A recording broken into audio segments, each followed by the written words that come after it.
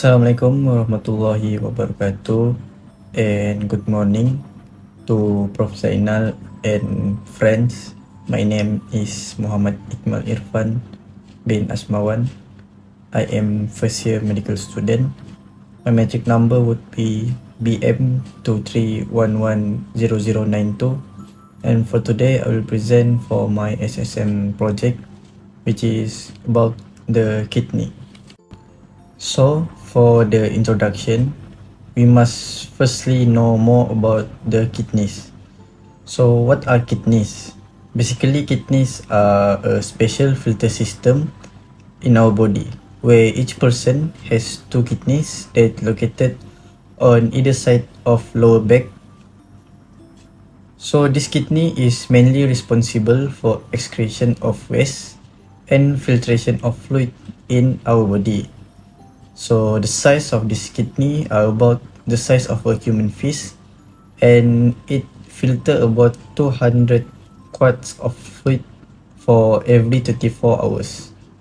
So next. Right now I will present about the anatomy of right kidney. So as you can see in this picture, it shows the surface anatomy of the anterior part of right kidney. So for the anterior part, it basically faces towards the anterior abdominal wall. So this kidney, we have two surfaces, which is anterior surface and posterior surface, which both of these surfaces are separated by the edges of the kidney, which are the major convexity laterally and the minor concavity medially. So in this minor concavity, the center of this concavity is marked as the hilum of the kidney, where the renal artery enters the kidney and the renal vein and ureter will leave the kidney. So as we can see in this picture, there's hilum located there in the middle of the kidney. So other than that, this kidney also are separated into two border, which is the lateral border and the medial border. So for the lateral border, it is directed towards the periphery, while the middle border is the one that directed towards the midline. So in this middle border of the kidney, it's contain a very important landmark with that I just said just now, which is the hilum of the kidney, which it control the entry and the exit point for the kidney vessels and the ureter. Enough with the surface anatomy of anterior part of right kidney. So right now you can see in this picture, I will talk about the cross-section anatomy of right kidney. So in this cross-section anatomy, there is a medulla, where inside medulla we have a main function unit, which is the renal pyramid. So the apex of these pyramids will project towards medially towards the renal sinus.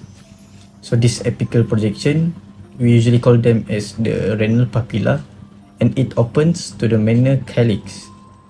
These minor calyces will unite to form a larger unit where we call them as major calyx, which then it will form to become the renal pelvis from ureter that emerge and leave the kidney through the hilum, where I just talked about them just now. So other than that, these renal pyramids also are separated by an extensions of cortex that we call them as the renal columns.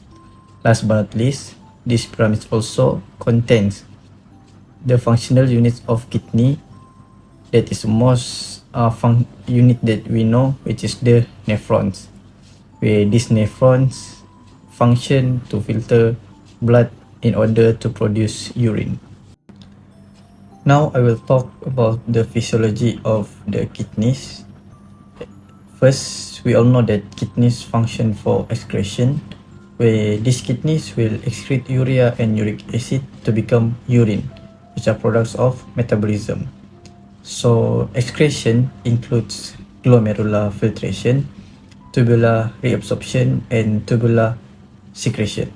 So first, in this glomerular filtration, Blood will be filtered in the glomerulus, which is a network of capillaries that located within the Bowman's capsule.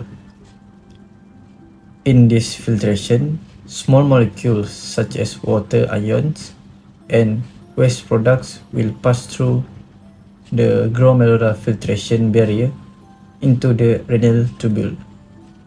Next, after filtration, it will undergo the tubular reabsorption, where essential substances such as glucose, amino acid, and the majority of water will be reabsorbed back into the bloodstream through the renal tubules.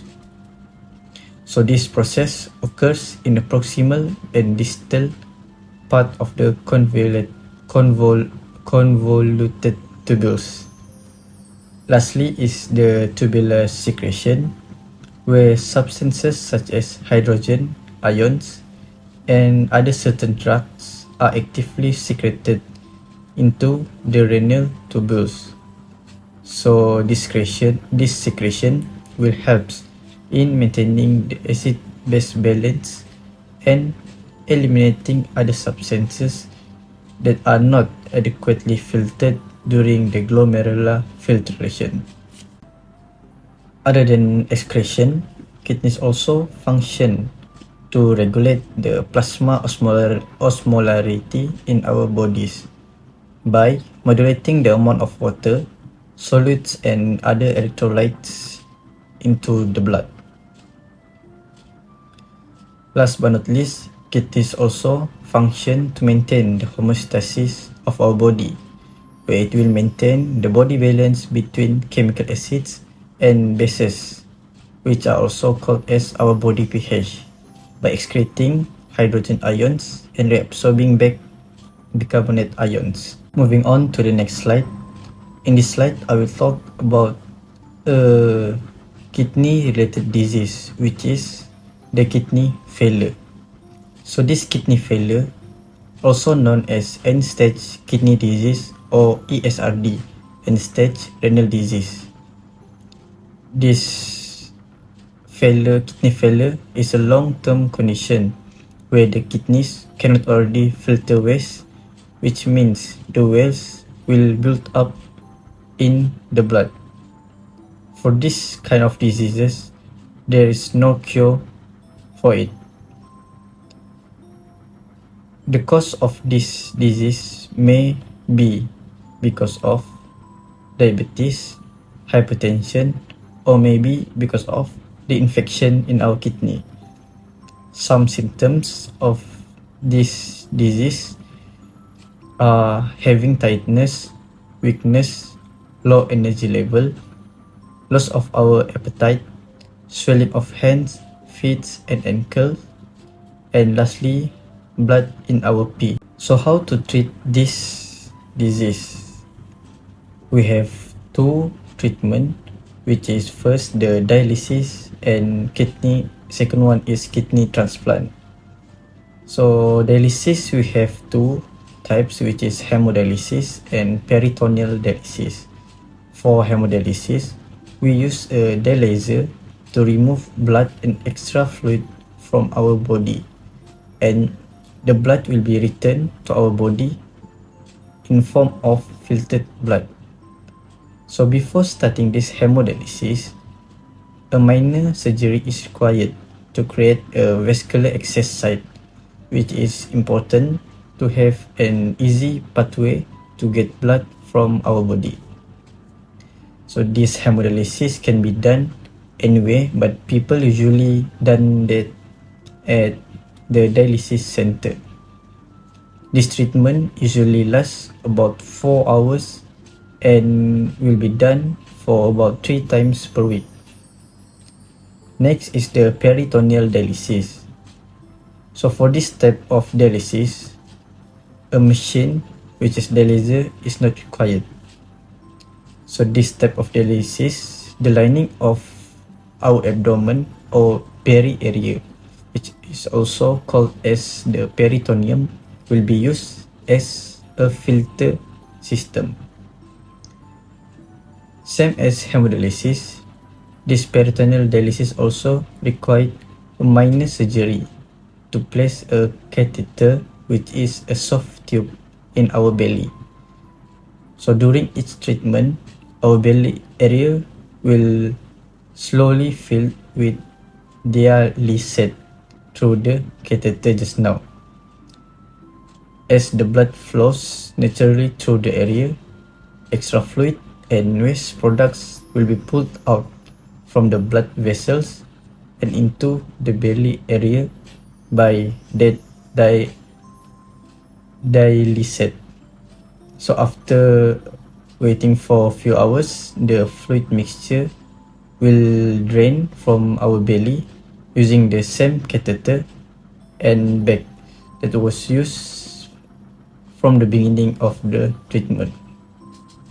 So next is about the kidney transplant.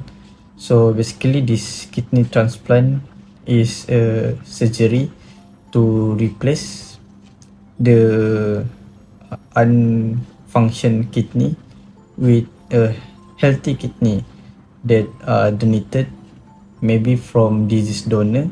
Right now I will talk about nephrologist, which nephrologist is basically the specialist of kidney and kidney related diseases. So in this picture is a famous nephrologist in our country, which is Dr. Sadana Akasha binti Mazlan. She has 20 years of experience becoming nephrologist and general physician at Hospital Kacang. So this person is basically relatives to me, which is my auntie. She also told me that she has performed some common tests and procedure that related to kidney. So we come to the end where I will conclude for my SSM project. So in conclusion, kidneys are a very vital organs that plays many crucial roles in maintaining our health. A lifestyle changes can reduce the risk of kidney disease and improve our well-being and being healthy for a long time. So that's all from me. Thank you.